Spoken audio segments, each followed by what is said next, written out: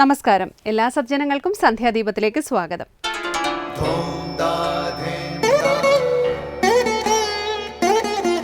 ശുഭം ഭവതു കല്യാണമായുസാരോഗ്യവർദ്ധനം സർവദുഃഖ വിനാശായ സന്ധ്യാദീപം നമോസ്തുതേ. നാമം ജപായനം പുണ്യം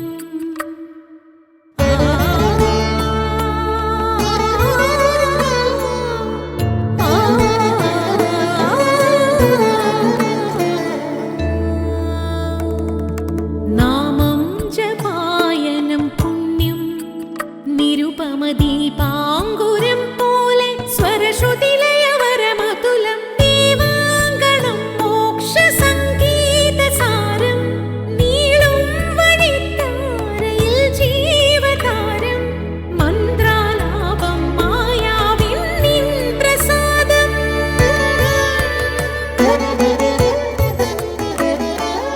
ഇരുൾ നീങ്ങിയുണരുന്ന തെളിനാളദീപം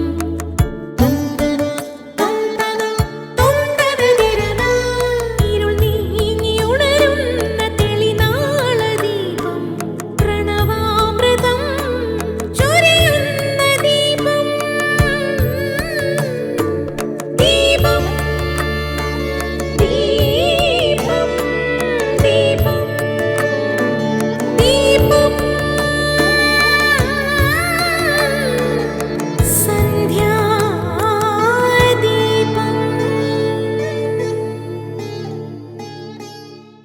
പ്രകൃതിയിൽ അഭിരമിക്കുന്ന വ്യക്തിത്വം ബാല്യത്തിൽ തന്നെ ഭഗവാൻ ശ്രീകൃഷ്ണൻ പ്രകടിപ്പിച്ചിരുന്നു. മനുഷ്യജീവിതത്തിൽ പ്രകൃതിക്കുള്ള നിർണായക സ്വാധീനത്തെ തൻ്റെ വാക്കുകളിലൂടെയും പ്രവൃത്തികളിലൂടെയും പ്രകടമാക്കുകയായിരുന്നു ഭഗവാൻ. പ്രകൃതി സംരക്ഷണവും അതിലുള്ള ഏറ്റവും ശക്തമായ ഉപായമായ പ്രകൃതി ആരാധനയും പ്രത്യക്ഷമാക്കുന്ന അസംഖ്യം ലീലകൾ ഭഗവാന്റെ വൃന്ദാവനവാസകാലത്ത് ആടിയിട്ടുണ്ട്. ഇവയിൽ ഏറ്റവും ശ്രദ്ധേയമായ രണ്ടെണ്ണമാണ് കാളിയമർദ്ദനവും ഗോവർദ്ധനോദ്ധാരണവും. കാളിന്തി നദിയിൽ കാളിയൻ എന്ന കാളസർപ്പം വന്ന് താമസമാക്കി. അതിൻ്റെ വിഷം പുഴയിൽ വ്യാപിച്ചു. വിഷത്തിൻ്റെ തീഷ്ണത കരയിലുള്ള വൃക്ഷങ്ങളെപ്പോലും കരിച്ചു കളഞ്ഞു അത്രേ. നദിയിൽ വെള്ളം കുടിക്കാനെത്തിയ ഗോക്കളും ഗോപാലന്മാരും മരിച്ചു വീണു. ഭഗവാൻ അവരെയെല്ലാം പുനർജീവിപ്പിച്ചു. തുടർന്ന് നദിയിലേക്ക് ചാടിയ ഭഗവാൻ ഏറെ ശ്രമത്തിന് ശേഷം കാളിയനെ പരാജയപ്പെടുത്തി. ഭഗവാന്റെ ആജ്ഞയനുസരിച്ച് കാളിയൻ സമുദ്രത്തിലുള്ള ഒരു ദ്വീപിലേക്ക് പോയി. ഭഗവാന്റെ ഈ ലീല പ്രകൃതി സംരക്ഷണത്തിൽ സദാ ജാഗരൂകനായ ഒരു പരിസ്ഥിതി പ്രവർത്തകനെ അനുസ്മരിപ്പിക്കുന്നതാണ്. ഇനി നമുക്ക് ഗുരുവചനം കേൾക്കാം. ഗുരു പ്രത്യക്ഷ ദൈവമാണ്. അത്തരമൊരു ഭാവത്തിൽ കണ്ടാലേ നമുക്ക് ആത്മീയ വളർച്ചയുണ്ടാകൂ. പൂർണ്ണ ശരണാഗതിയാണ് ഗുരുവിനോടുള്ള ഭക്തി.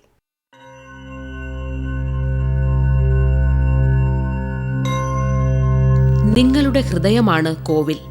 അവിടെയാണ് ഈശ്വരനെ പ്രതിഷ്ഠിക്കേണ്ടത്. നല്ല ചിന്തകളാണ് അവിടത്തേക്ക് അർപ്പിക്കേണ്ട പുഷ്പങ്ങൾ. നല്ല പ്രവൃത്തികളാണ് പൂജ. നല്ല വാക്കുകളാണ് കീർത്തനം. പ്രേമമാണ് നൈവേദ്യം. മാതാ അമൃതാനന്ദമയി ദേവി. തുടർന്ന് ശ്രീ കാവാലം ശ്രീകുമാർ ശിവാനന്ദ ലഹരി ആലപിക്കുന്നത് കേൾക്കാം.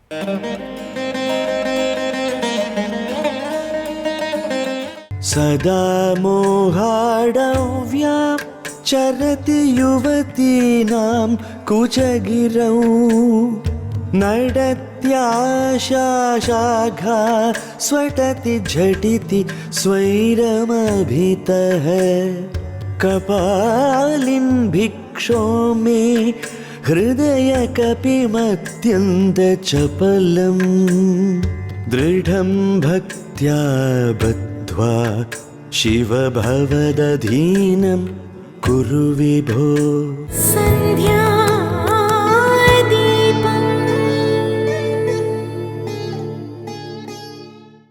അടുത്തതായി ശങ്കര സ്തോത്രാമൃതം.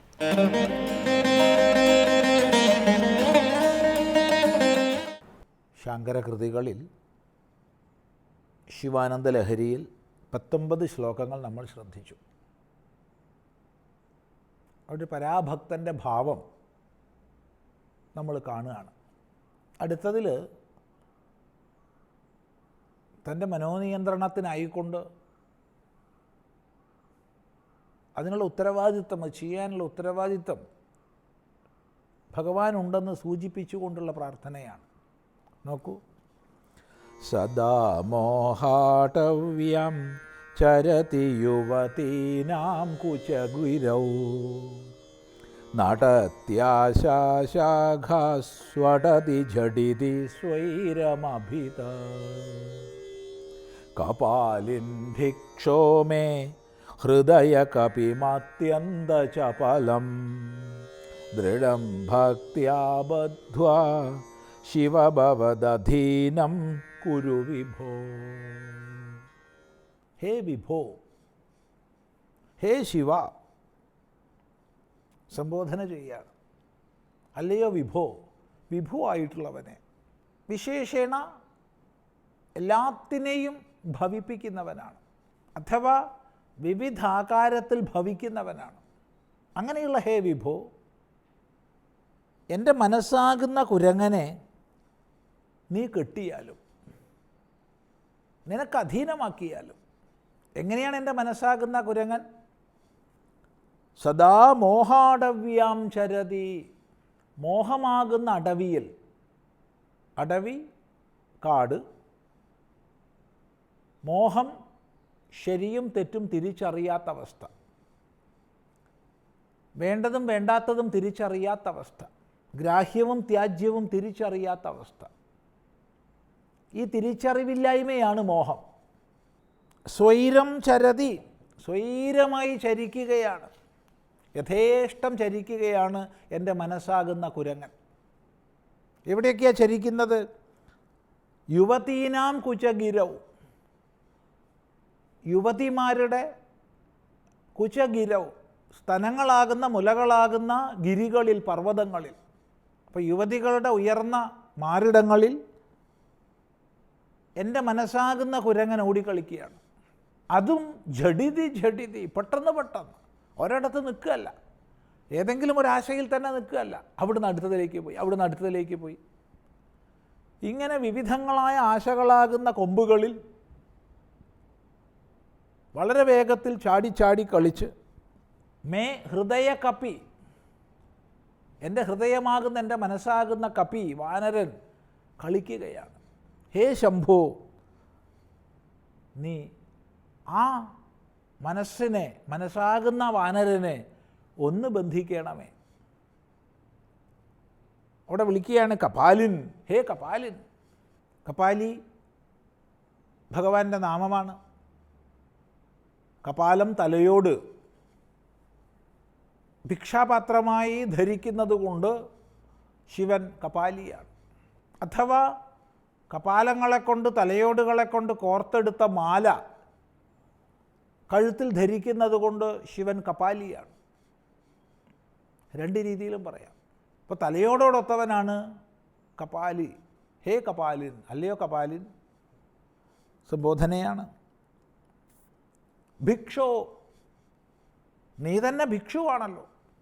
ശിവൻ ഭിക്ഷാപാത്രമായിട്ട് കപാലവും എടുത്ത് ഭിക്ഷയ്ക്ക് പോവുകയാണ്. എന്തായാലും നീ ഭിക്ഷയ്ക്ക് നടക്കുകയാണ്, അപ്പം നിനക്ക് ഈ കുരങ്ങനെ കൂടി പറ്റും. കൂട്ടത്തിലൊരു കുരങ്ങൻ കൂടി ഉണ്ടെങ്കിൽ നല്ലതാണ് ഒരു ഭിക്ഷക്കാരന്. അതുകൊണ്ട് എൻ്റെ മനസ്സാകുന്ന കുരങ്ങനെ നീ എടുത്തോളൂ. കൽപ്പന നോക്കൂ, എന്തൊരു സുഖമുള്ള കൽപ്പനയാണ്. അതുകൊണ്ട് ഹേ കപാലിൻ ഭിക്ഷോ മേ ഹൃദയ കപ്പിയും, എൻ്റെ ഹൃദയമാകുന്ന കപ്പിയെ, എങ്ങനെയുള്ളവനാണവൻ? അത്യന്ത ചപലനാണ്, ഒരു നിമിഷം പോലും അടങ്ങിയിരിക്കാത്തവനാണ്. അത്യന്ത ചാപല്യത്തോടു കൂടി, ഇളക്കത്തോടു കൂടിയ, അല്പം ഒന്നിലിരുന്ന് അല്പം ഒന്നിലിരുന്നു, ഇങ്ങനെ ഒരിടത്തും ഇരിക്കപ്പുറതിയില്ലാത്ത ചപലനായ എൻ്റെ മനസ്സാകുന്ന വാനരനെ, കപ്പിയെ, ദൃഢം ബദ്ധ്വാ, നല്ലപോലെ കെട്ടിയിട്ട്, നല്ല ബലമായി കെട്ടിയാലേ അവനെ കൊണ്ടുപോകാൻ പറ്റൂ. കാരണം അത്ര ചപലനാണവൻ.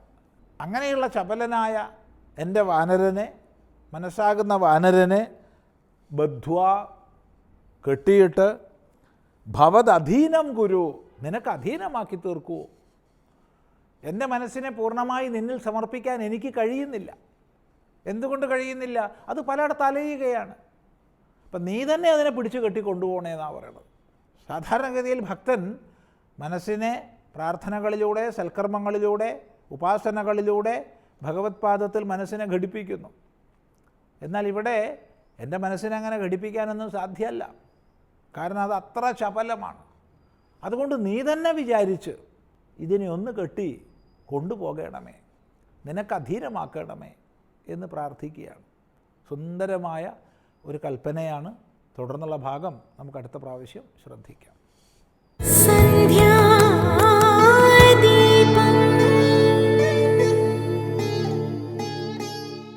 വ്യക്തിയുടെ മാത്രമല്ല, ജനതയുടെ സാമൂഹ്യ ജീവിതത്തിലും ക്ഷേത്രങ്ങൾ വഹിക്കുന്ന പങ്ക് വളരെ പ്രധാനമാണ്.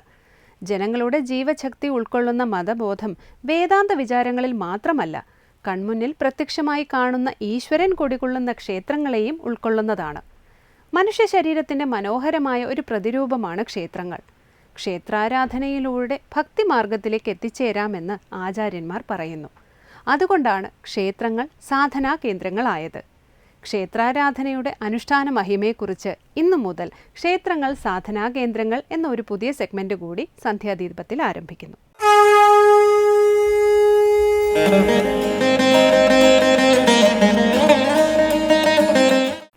നമസ്കാരം.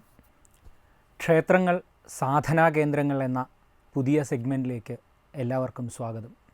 സനാതനധർമ്മത്തിൻ്റെ ഏറ്റവും പ്രധാനപ്പെട്ട സങ്കേതങ്ങളാണ് ക്ഷേത്രാരാധന എന്ന് പറയുന്ന ഒരു വിഷയം. സനാതനധർമ്മത്തെ ഒരു മനുഷ്യ ശരീരമായി സങ്കല്പിച്ചാൽ ഈ മനുഷ്യ ശരീരത്തിൻ്റെ മുഖം എന്ന് പറയുന്നത് ക്ഷേത്രങ്ങൾ തന്നെയാണ്, ക്ഷേത്ര ആരാധന സംവിധാനങ്ങൾ തന്നെയാണ്. മുഖം മനസ്സിൻ്റെ കണ്ണാടി എന്നാണ് സാധാരണ പറയാറുള്ളത്.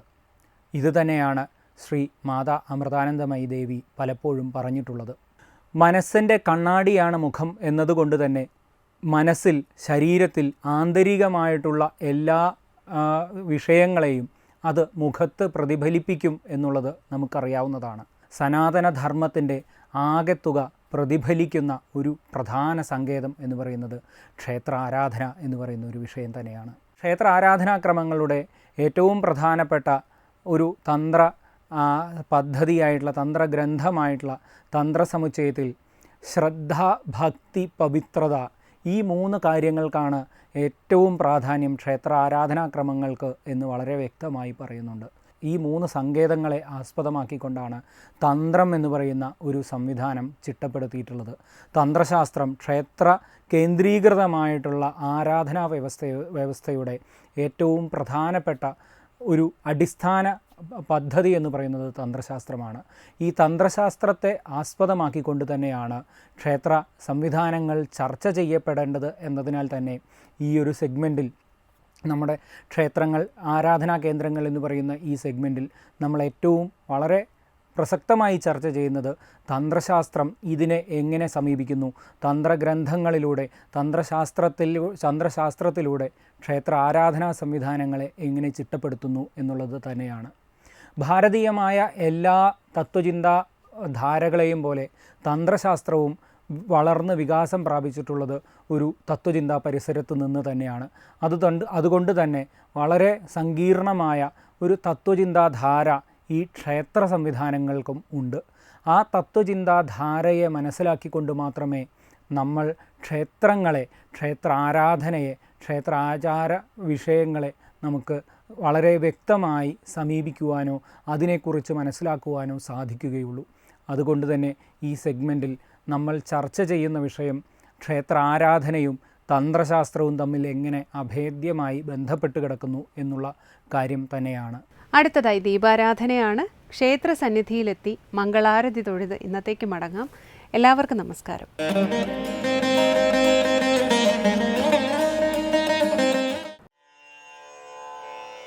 ജഗത്കാരണം കാരണജ്ഞാനരൂപം സുരാദിം സുഖാദിം യുഗാദിം ഗണേശം ജഗദ്വ്യാപിനം വിശ്വവന്ദ്യം സുരേശം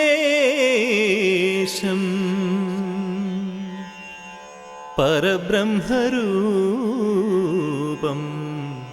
ഗണേശം ഭജേമ. കടൽക്കാറ്റിലെ ഓങ്കാരനാദം പേരാലിലകളെ തഴുകുമ്പോൾ ചുവട്ടിൽ 10,000-കണക്കിന് മണിനാവുകളിൽ നിന്നുതിരുന്നത് പ്രാർത്ഥനകൾ.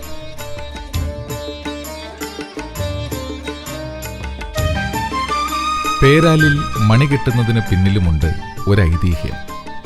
ഒരിക്കൽ വൃശ്ചിക മഹോത്സവത്തിന് കൊടിയേറിയ സമയത്ത് അതിൽ നിന്ന് ഒരു ചെറിയ മണി അടർന്ന് താഴെ വീണു.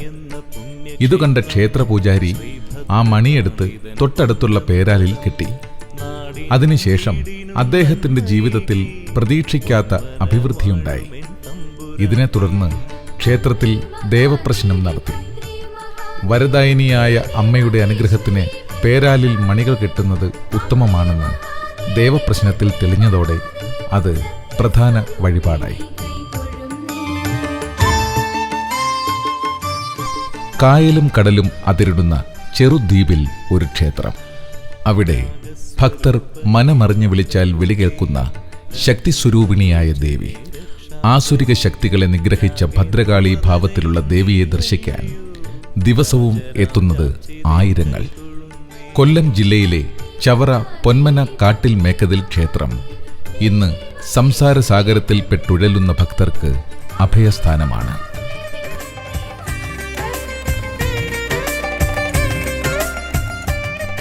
ആചാരാനുഷ്ഠാനങ്ങൾ കൊണ്ട് ഒത്തിരി സവിശേഷതകൾ നിറഞ്ഞതാണ് കാട്ടിൽ മേക്കതിൽ ദേവീക്ഷേത്രം.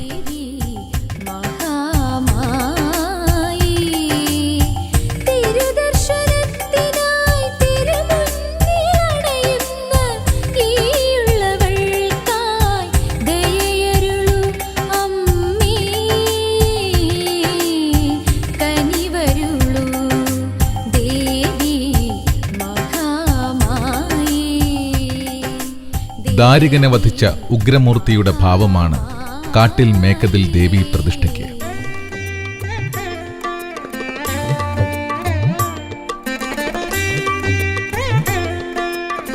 ഗണപതി, ദുർഗാദേവി, മാടൻ തമ്പുരാൻ, യക്ഷിയമ്മ, നാഗദൈവങ്ങൾ, യോഗീശ്വരൻ തുടങ്ങിയ ഉപദൈവങ്ങളും ഇവിടെയുണ്ട്.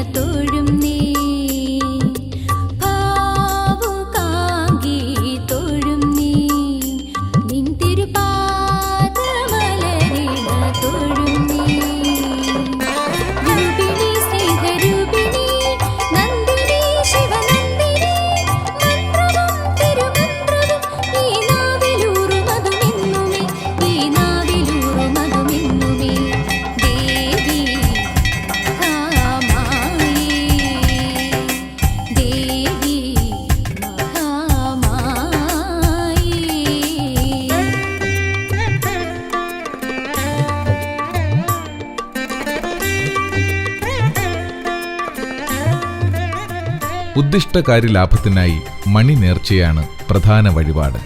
ശ്രീകോവിലിൽ നിന്ന് പൂജിച്ചു വാങ്ങുന്ന മണി ക്ഷേത്ര പരിസരത്തുള്ള പേരാലിൽ പ്രാർത്ഥിച്ചു കെട്ടിയാൽ ആഗ്രഹം സഫലമാകുമെന്നാണ് ഭക്തരുടെ വിശ്വാസം. ദേവിയോട് മനസ്സിലെ ആഗ്രഹം പറഞ്ഞ് ക്ഷേത്രമുറ്റത്തെ പേരാൽ മരത്തിൽ ഭക്തർ മണി കെട്ടുന്ന ആചാരം ഇവിടുത്തെ മാത്രം പ്രത്യേകത. ആൽമരത്തിൽ കെട്ടുന്ന ഓരോ മണിയും ഭക്തരുടെ ഓരോ സ്വപ്നങ്ങളാണ്, സങ്കടമുക്തിക്കുള്ള പ്രാർത്ഥനകളാണ്. മണിനാവിൽ നിന്നുതിരുന്ന കിലുക്കങ്ങൾ വരപ്രസാദിനിയായ അമ്മയുടെ അടുക്കൽ ചെന്നെത്തുമെന്നും ആഗ്രഹങ്ങൾ സഫലമാകുമെന്നും ഭക്തർ വിശ്വസിക്കുന്നു. ആ വിശ്വാസത്തിന്റെ ഉറപ്പാണ് ക്ഷേത്രമുറ്റത്തെ പേരാൽ മരത്തിൽ നിന്ന് സദാ ഉയരുന്ന മണിക്കിലുക്കം.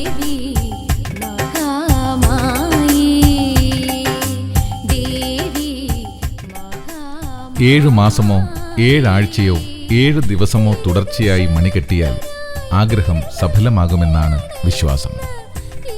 ആഗ്രഹം സഫലമായാൽ ക്ഷേത്രസന്നിധിയിൽ ദേവിക്ക് പൊങ്കാലയിട്ട് നിവേദ്യം സമർപ്പിക്കുന്ന പതിവുമുണ്ട്.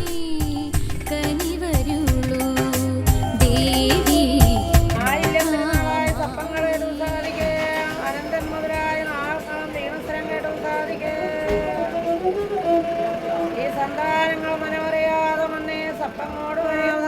പാടിപ്പിച്ച് ദോഷമാകുന്നേ നാഗരാജന്റെ ഇരുന്നട നാഗരാജ വീണ പാടിക്കുമ്പോ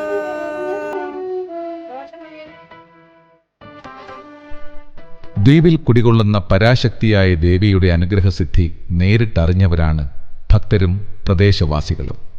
സുനാമി തിരമാലകൾ തൊട്ടടുത്ത പ്രദേശങ്ങളെ വിഴുങ്ങിയപ്പോൾ ക്ഷേത്രം മാത്രം ചെറുപോറൽ പോലും ഏൽക്കാതെ അതിജീവിച്ചു.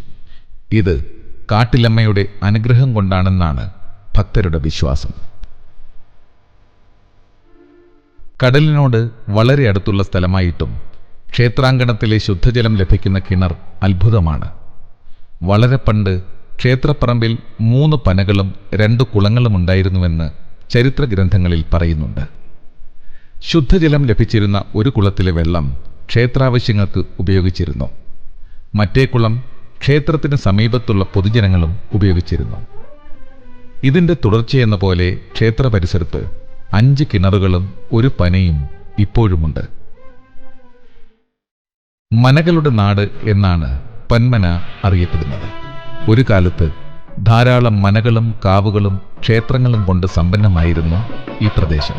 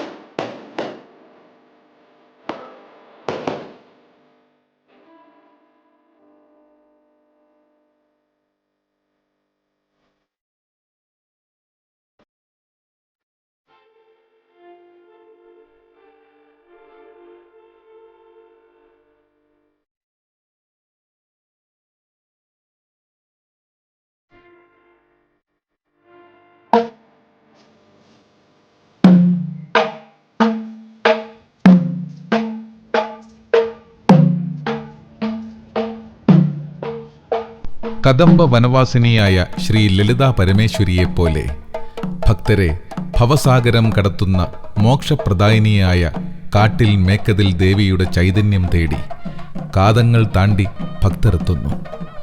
അവരുടെ ആഗ്രഹങ്ങളുടെ മണിക്കിലുക്കത്തിന് കൃപ ചൊരിയാൻ അമ്മയും കാത്തിരിക്കുന്നു.